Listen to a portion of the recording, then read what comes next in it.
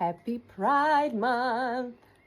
Jaz bi vas vse lepo povabila v Maribor jutri na Parado ponosa.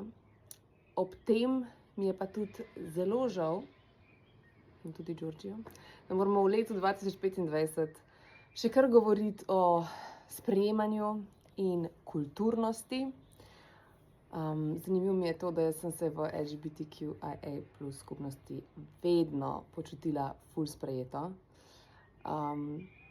In težko mi je potem videti, da ravno skupnost, ki najbolj sprejema, je na koncu deležna najmanj sprejemanja. In za vse, ki jim ta video ni všeč, bi jim podala en stavek iz svoje pesmi, in sicer: ogledalo sem brez robov, le odsev tvojih sem strahov.